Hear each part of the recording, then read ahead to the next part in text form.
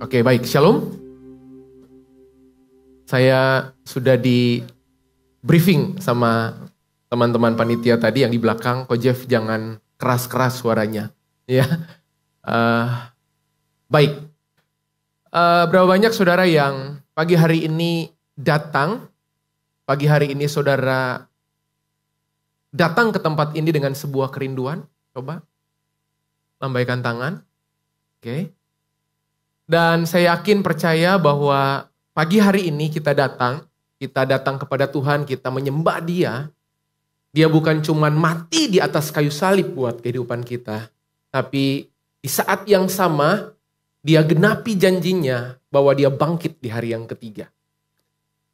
Nah, pagi hari ini saya 30 menit ke depan, saudara, saya akan berbagi dua hal saja.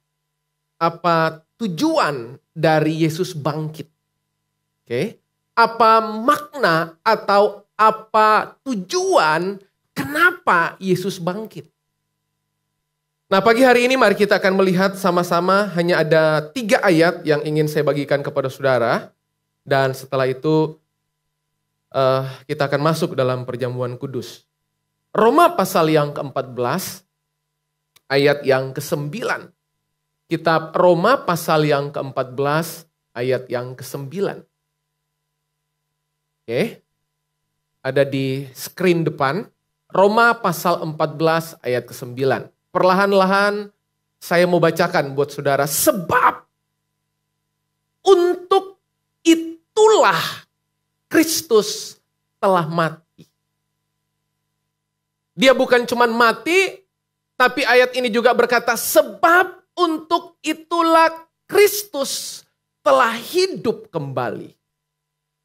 Jadi entahkah dia mati dan dia hidup kembali, Alkitab bilang tujuannya untuk satu hal.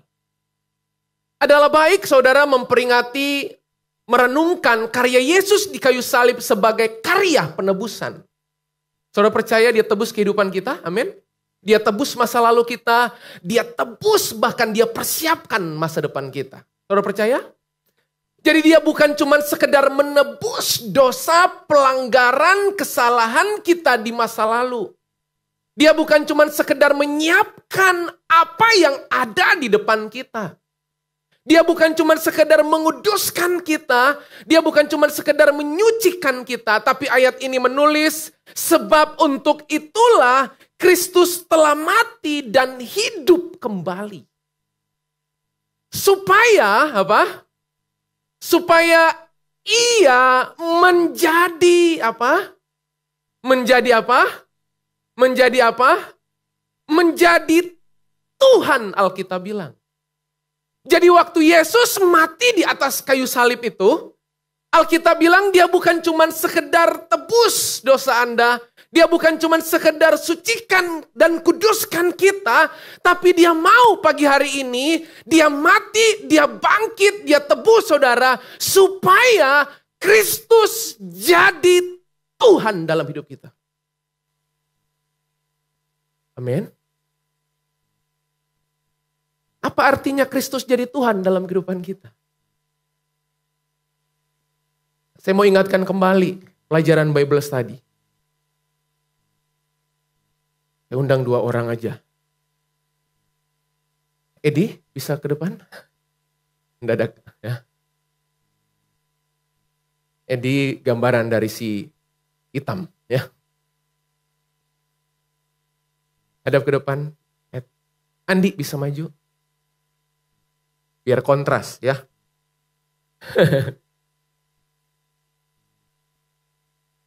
Andi di sebelah sini. Andi gambaran apa? Dari baju yang mereka pakai, saudara bisa tahu?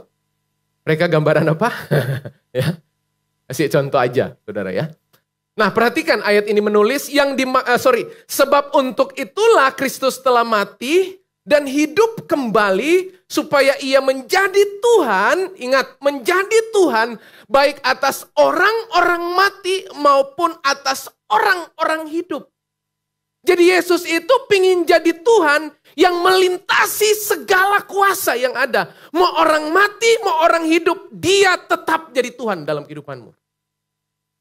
Nah kalau saudara belajar di Bible Study, saudara pasti udah belajar. Bahwa untuk Yesus jadi Tuhan dalam kehidupan saudara, pertempurannya cuma satu.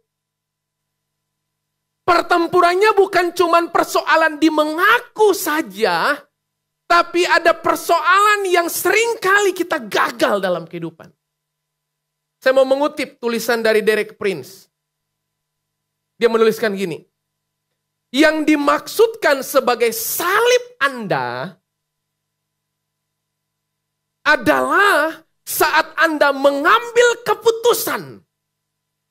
Jadi salib Anda yang selama ini saudara berpikir, oh salib itu penderitaan, salib itu kesusahan. Terlepas dari itu, Derek Prince menulis, yang dimaksudkan sebagai salib Anda adalah saat Anda mengambil keputusan, ini penting, untuk berhenti menyenangkan diri sendiri. Amin, saudara. Jadi salib itu gini, salib Anda itu gini. Waktu saya mengambil keputusan untuk saya berhenti senangkan diri sendiri. Untuk berhenti senangkan ego saya. Untuk berhenti senangkan ambisi saya. Nah kalau saudara lihat contoh di depan. Ini kerajaan gelap. Ini kerajaan. Oh, lebih gelap lagi kata Andi ya. Ini kerajaan apa? Terang. Dan dua kerajaan ini terus menerus akan menarik perhatian saudara. Dua kerajaan ini akan terus menarik keinginan saudara. Saudara akan lebih condong memilih hidup dalam kebenaran atau hidup dalam perbudakan dosa. Dan setiap kerajaan yang memerintah dalam kehidupan saudara adalah kerajaan yang punya Tuhan, yang punya kepala, dan punya hamba. Nah kalau di sini, kerajaan gelap, tuannya siapa? Tuannya siapa? Iblis kan? Kerajaan gelap tuannya siapa? Iblis. Dan hambanya siapa? Dosa. Nah kerajaan terang itu rajanya, namanya kerajaan rajanya adalah Yesus Kristus. Dan Yesus Kristus adalah hamba. Kalau ada hamba ada Tuhan. Tuhan dari kebenaran adalah hamba dari kebenaran. Jadi kalau Tuhannya Kristus maka hambanya adalah kebenaran. Nah, dua ini akan saling tarik-menarik. Coba tarik-menarik. Gini, pegang tangan. Tarik-tarikan, coba. Stop. Andi udah kelihatan, gitu. Saudara paham maksud saya? Di kampus saudara ada tarik-menarik nggak? Antara keinginan untuk melakukan sesuatu buat kerajaan Tuhan, atau keinginan melakukan sesuatu untuk kerajaan gelap. Nah kalau saudara belajar di Bible Study, buat saudara yang belum ikut, tolong ikut. Bahwa rupa-rupanya, kalau saudara ada di kerajaan gelap, dan kemudian di sini adalah kerajaan terang, kunci kemenangan adalah siapa yang saudara izinkan memerintah dalam kehidupan saudara. Sesimpel itu. Jadi saudara nggak perlu bertukar hamba. Nggak perlu. Sebab Tuhan yang memerintah hamba. Setuju? Pernah ikut bootcamp? Jadi waktu saudara fokus kehidupan saudara itu dipimpin, dikendalikan, dikuasai, dipengaruhi pada otoritas kerajaan Allah yang rajanya Yesus Kristus, makanya saudara akan mudah hidup dalam kebenaran. Amin. Tapi waktu saudara hidup dipimpin sama kerajaan gelap, dengan mudah kehidupan saudara akan dikuasai, dipimpin oleh dosa.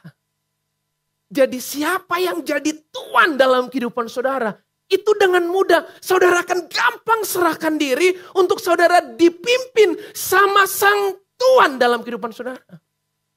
Nah, Yesus mati di atas kayu salib. Itu bukan cuma sekedar dia kuduskan saudara, dia sucikan saudara, tapi dia mau saudara dan saya itu menjadikan dia sebagai Tuhan. Sebagai Tuhan dalam kehidupan saudara. Jadi fokusnya bukan cuma sekedar pengampunan dosa. Saudara udah diampuni, percaya? Percaya? Saudara udah dikuduskan, percaya? Darah anak domba menguduskan saudara? Percaya kan? Tapi gak bisa stop sampai situ. Saudara mungkin pagi hari ini berkata, kok Jeff, aku udah dikuduskan. Aku udah disucikan. Aku itu udah dimerdekakan oleh Kristus. Tapi jangan stop sampai situ. Sebab orang yang merdeka mengerjakan mandat kemerdekaan. Amin. Mandat kemerdekaan dari siapa? Sang Raja. Nah, pertanyaan saya pagi hari ini buat saudara. Siapa yang lagi sedang memerintah kehidupan saudara? Itu yang akan menentukan. Akan jadi seperti apa kehidupan kita.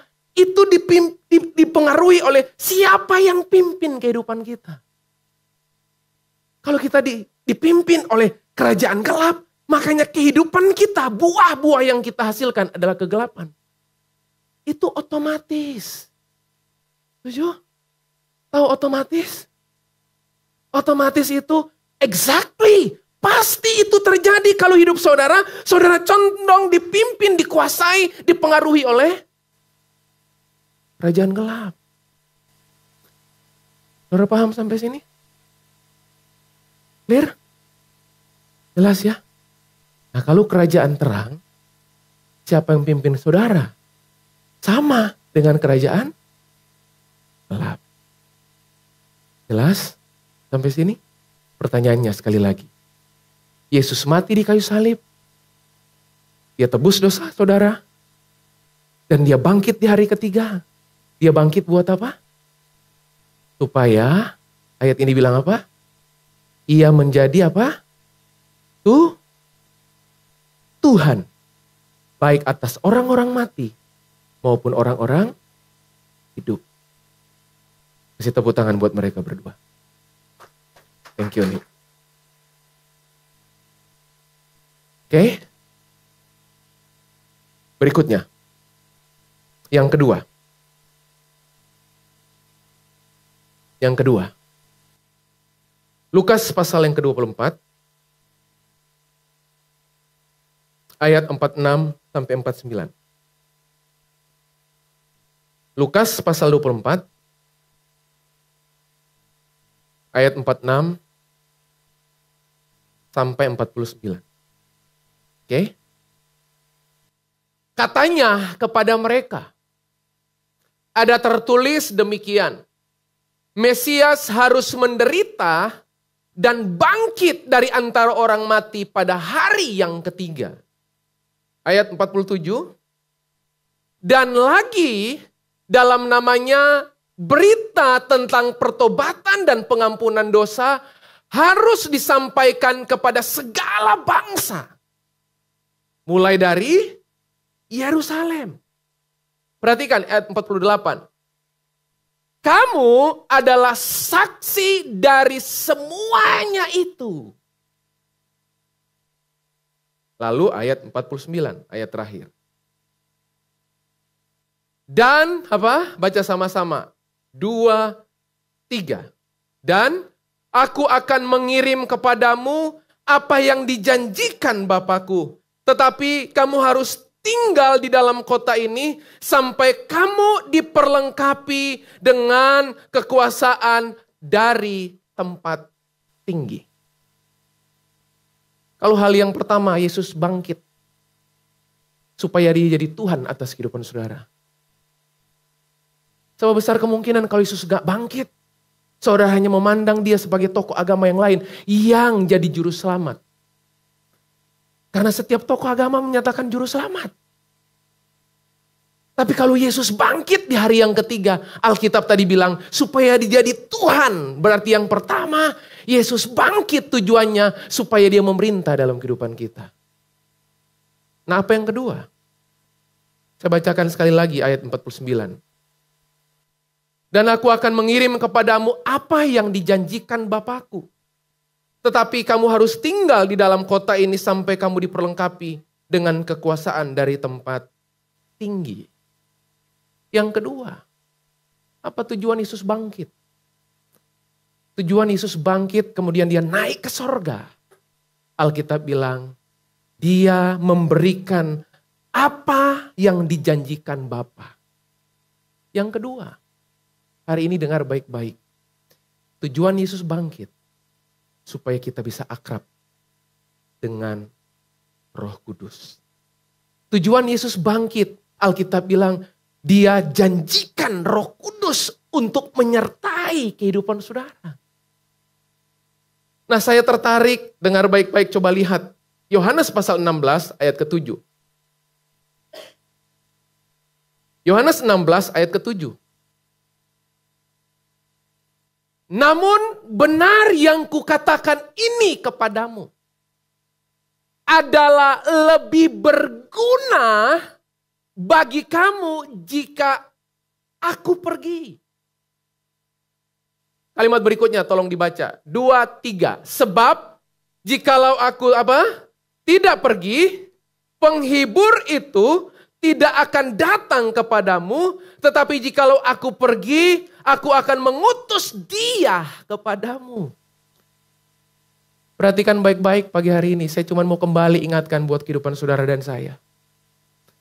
Alkitab bilang, adalah lebih berguna aku pergi. Pertanyaannya, kenapa lebih berguna Yesus pergi?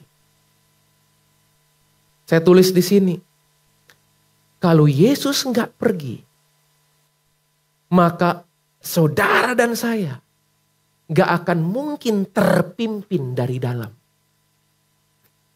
Saya ulang. Kenapa Yesus pergi? Alasan Yesus pergi, yang tadinya Yesus bisa dijamah secara fisik hanya oleh orang-orang tertentu, hari ini Yesus kemudian bangkit, dia mengirim, Bapaknya mengirim Roh Kudus dalam kehidupan kita. Tujuannya satu, Roh Kudus itu ada supaya kita terbiasa terpimpin dari dalam. Amin. Dia mau pimpin hidup kita dari dalam. Ya, Yesus itu kuasa, iya. Yesus itu pengaruh, iya. Tapi jangan lupa, Yesus itu pribadi. Dia unsur pemberdaya dalam kehidupan saudara. Makanya Kristen yang gak berdaya adalah Kristen yang tidak mengizinkan Roh Kudus memimpin kehidupannya. Karena memang Roh Kudus itu pemberdaya. Roh Kudus itu memberdayakan kehidupan kita dari dalam. Bukan dari luar. Makanya Yesus berkata, dia harus pergi supaya kita terlatih, kita terpimpin dari dalam. Saudara paham sampai sini? Bukankah ini berita yang baik buat kehidupan saudara dan saya? Amin.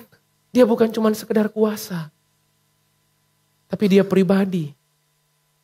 Makanya lihat. Orang yang akrab dengan Roh Kudus sebagai pribadi, dia pasti bertumbuh dalam kuasa. Halo? Saya ulang Bapak Ibu Saudara. Orang yang terbiasa akrab. Terbiasa dipimpin sama Roh Kudus. Makanya jangan heran. Orang itu pasti bertumbuh dalam kuasa. Karena memang Roh Kudus itu unsur pemberdaya dari dalam. Saudara akrab dengan Roh Kudus. Saudara bergaul karib dengan Roh Kudus. Saudara dipimpin sama Roh Kudus. Saudara pasti bertumbuh dalam kuasa. Amin. Tahu arti dipimpin saudara? Contoh lagi. Edi lagi. Bisa aja.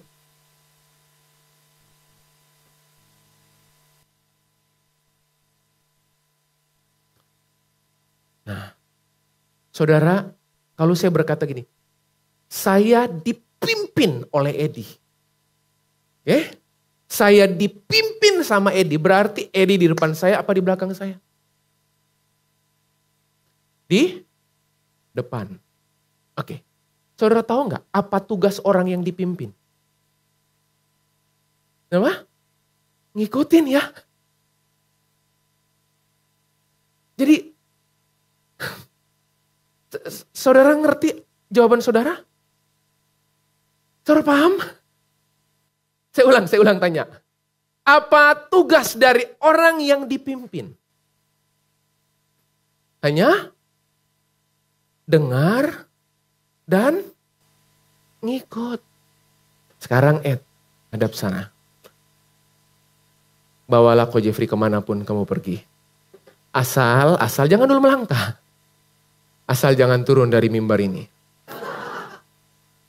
Ingat, tahan dulu. Kalau saya bilang saya dipimpin sama Edi, kira-kira hal yang perlu saya lakukan apa? Hanya mendengar dan ikut arahan yang mimpin. Oke? Jadi sejatinya, sebelum dia akan lakukan itu buat saya, jadi sejatinya pertempuran terbesar kita apa? Persoalannya kita nggak mau dipimpin. Padahal Alkitab bilang, Roh Kudus itu diberikan dalam kehidupan kita. Adalah lebih berguna aku pergi, Yesus bilang. Yesus baik-baik dulu, adalah lebih berguna aku pergi. Supaya sang penghibur itu, sang penolong itu dicurahkan dalam kehidupan kita. Berarti alasan Yesus pergi, alasan Yesus terangkat ke sorga, alasan Yesus tinggalkan kita, supaya, saya mau ulang-ulang ini, supaya kita terbiasa, kita terlatih, terpimpin dari dalam. Tahu terpimpin dari dalam? Sang pemimpinnya siapa? Roh Kudus ya. Berarti tugas saya cuman dengar dan follow. Listen and follow. Sekarang Ogi. Maju. Ini kan dipimpin kan? Dipimpin itu bukan gini. Loh, tahu tugas orang yang dipimpin? Jalan aja, Jalan.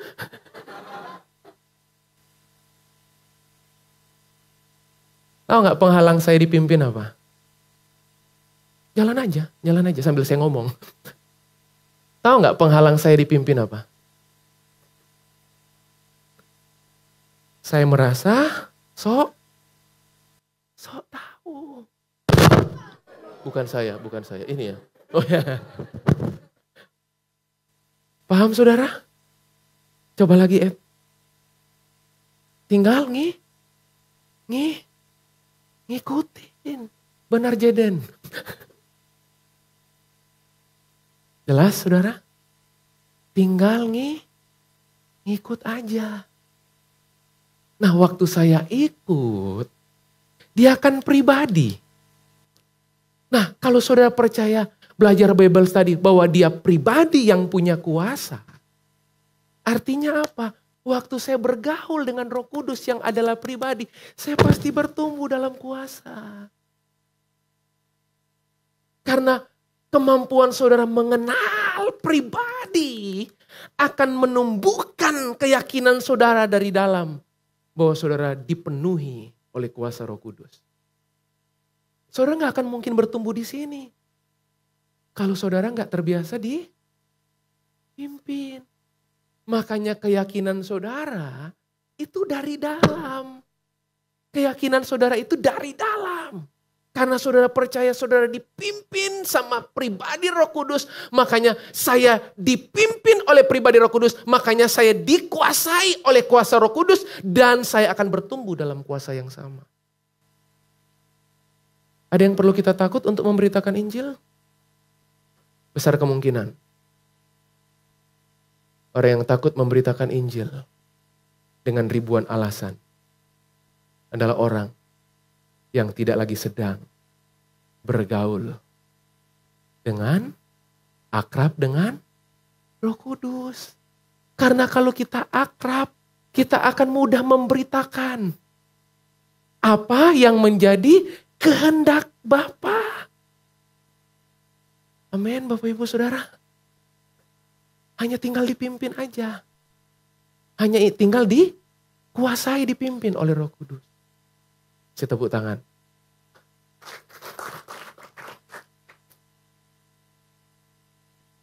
Makanya, saudara lihat, saya mau selesai. Main musik bisa kembali. Makanya kalau saudara lihat, gereja mula-mula lahir. Karena siapa? Karena siapa? Roh Kudus. Gereja mula-mula lahir itu bukan karena strategi bergereja yang hebat. Amin. Gereja mula-mula lahir itu bukan karena kemampuan kepemimpinan yang hebat, bukan. Lahirnya gereja mula-mula karena satu alasan. Roh Kudus dicurahkan dalam kehidupan kita seperti yang dijanjikan Bapa. Amin, saudara. Saya mau tutup dengan sebuah kesaksian. Terjadi beberapa tahun yang lalu. Saya ceritakan ini hanya untuk memberikan sebuah penegasan buat saudara. Bahwa dia telah berdiam di dalam kita. Oke, dia telah berdiam di dalam kita. Satu ketika saya berkhotbah di sebuah tempat. Dan pada hari itu saya berkhotbah di sebuah tempat. Dan sementara saya menyampaikan firman, ada seseorang yang kecenderungannya keluar masuk. Dan orang yang sama. Dia duduk, dia dengerin, lalu kemudian dia keluar lagi. Dia duduk, dia dengerin, dia keluar lagi. Sampai 15 menit terakhir sebelum saya selesai khotbah, dia duduk stay di situ. Tidak terlalu agak di belakang, persis di tengah-tengah dengan mata yang tajam melotot. Dengan ekspresi yang marah. Nah, saya nggak tahu hari itu apa alasan. Kenapa? Ekspresi wajah yang seperti itu. Apa yang ada di balik semuanya. Tapi sepanjang saya khotbah di menit-menit terakhir, saya mulai melihat mulutnya komat kamit. Kayak lagi sedang berbahasa roh. Kayak lagi sedang berbahasa roh. Ya udah, saya tetap khotbah. Selesai saya khotbah, selesai. Saya ke toilet. Saya kencing ke toilet, lalu kemudian saya keluar. Saya keluar, saya sudah ditunggu oleh gembala. Karena saya mau pamit. Oke, saya bilang, Pak, saya pamit. Mau pulang, saya bilang. Lalu Pak Gembala bilang, oke Pak Jeffrey, thank you. Buat pelayanannya hari ini. Katanya. Oke. Nah, waktu saya keluar, mau turun tangga. Terus tiba-tiba orang yang tadi melihat saya. Dengan tatapan yang tajam. Cegat saya. Dia berkata gini. Pak, boleh kita ngobrol-ngobrol sebentar? Berapa banyak saudara bisa membaca gestur seseorang ya? Tahu ya? Kira-kira kalau ada orang yang saudara ajak ngomong, terus dia gini. Lagi apa? Marah lagi. Wah, lagi gak suka. Lalu diajak ngomong saya sebentar di tangga turun. Dia berkata gini, Pak, saya dengerin khotbah Bapak tadi pingin marah. Pingin ngamuk, Pak. Waduh. Saya bilang, apa yang salah dengan khotbah yang tadi? Pokoknya saya gak suka. Terus dia berkata gini, Bapak punya ilmu ya? Saya kaget. Oh, saya bilang, maksud ilmu yang kamu maksudkan apa? Ilmu fisika gitu. Oh enggak, dia bilang, enggak. Bapak pasti punya ilmu. Terus saya bilang, saya nggak tahu apa yang kamu maksudkan. Suaranya meninggi. Jangan bohong, Pak. Oke, Jangan bohong Pak. Bapak punya ilmu kok. Buktinya katanya, saya baca mantra saya. Dan waktu saya baca mantra saya, mantra itu kembali ke saya. Oh. Saya bilang saya gak punya ilmu Pak. Tapi Roh Kudus yang berdiam di dalam saya.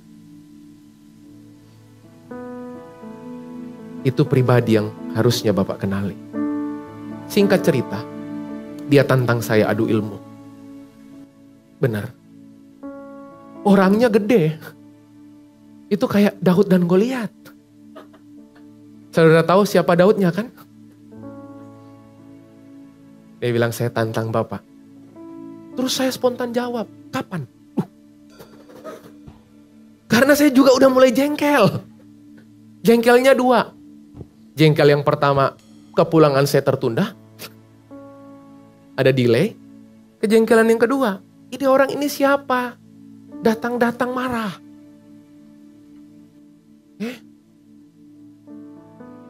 Lalu dia bilang, boleh. Boleh. Kapan? Saya tanya. Sekarang. Itu hari Minggu. Saya bilang jangan sekarang. Gimana kalau hari Senin? Boleh, dia bilang, boleh. Terus dia tanya, mau di mana? Terserah dimanapun, saya bilang. Tapi boleh nggak? Saya bilang. Sebelum kita tantang ilmu, saya pengen ngobrol-ngobrol sama kamu dulu. Dia bilang, saya bilang gitu. Boleh, dia bilang. Kita cari tempat yang sepi. Hari Senin. Dia datang siang. Kami ngobrol di sebuah tempat. Dan waktu kami ngobrol itu, saya merasa banget hari itu. Roh Kudus itu benar-benar pimpin saya. Bahkan saya tahu langkah-langkah detil. Kalimat-kalimat apa, hikmat-hikmat apa yang kemudian mau dilepaskan Roh Kudus pimpin. Ada beberapa hal yang saya nggak tahu, tiba-tiba aja. Singkat cerita, saya mulai bikin checklist. Saya bilang, yang pertama, ceritakan sama saya hubungan kamu dengan orang tua kamu. Jangan sebutkan orang tua saya, katanya. Mulai centangan pertama, pahit. Lalu pada akhirnya saya cerita Yesus sama dia. Saudara ingat, orang yang bergaul karib, bertumbuh dalam kuasa. Saudara gak perlu takut. Sebab kuasa itu telah berdiam di dalam saudara. Amin. Lalu pada akhirnya, selesai saya cerita Yesus sama dia, dia bilang gini, tantangan kedua. Oke, kita akan uji hari ini. Kalau kamu kalah, sekarang udah kamu loh dia. Tadinya Pak, kalau kamu kalah, kamu mesti ikut yang di sini.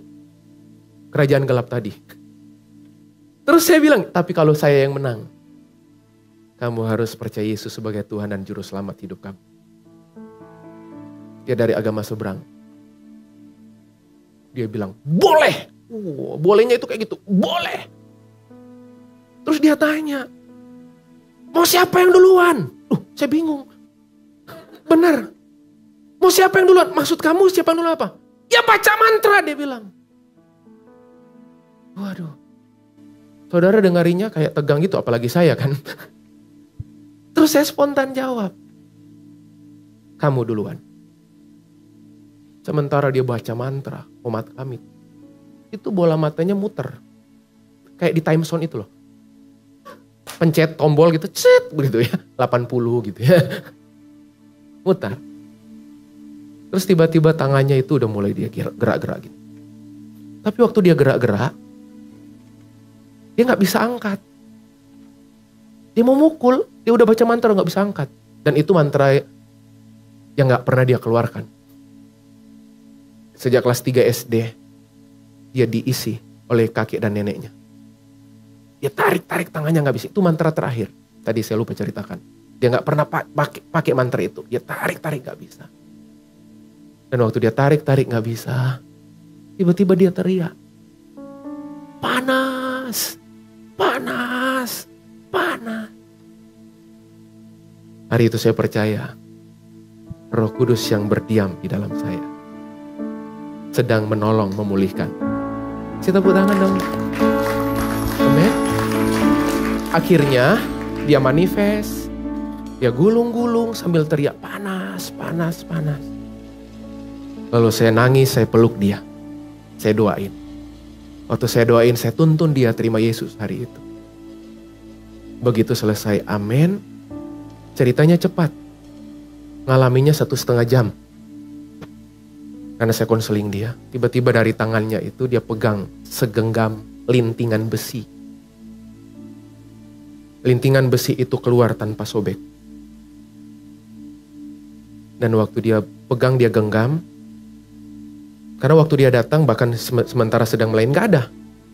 Dia genggam di tangan kirinya. Dan waktu dia buka, ada lempengan besi. Saya tanya, itu apa? Ini Pak, alat yang masuk, ilmu yang dibaca sebagai penghubung dimasukkan. Dengan menyebabkan, dia bilang, kalau saya baca mantra saya, orang pasti jatuh.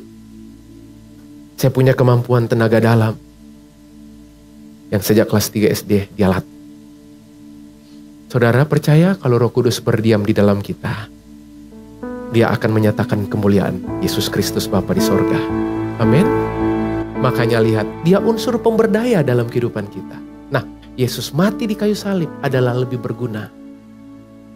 Aku pergi supaya Roh Kudus itu yang dijanjikan Bapa menjadi milik Anda dan saya. Memimpin Anda dan saya dari dalam. Amin. Saya berharap saudara, mari bergaul karib, libatkan Tuhan, bersekutu dengan Dia di hari-hari ke depan. Amin. Mari bangkit berdiri, bangkit berdiri. Terima kasih. Mari buka dua tanganmu. Ya.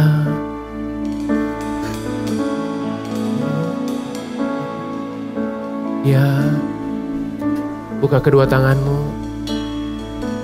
Buka kedua tanganmu pagi hari ini. Yes.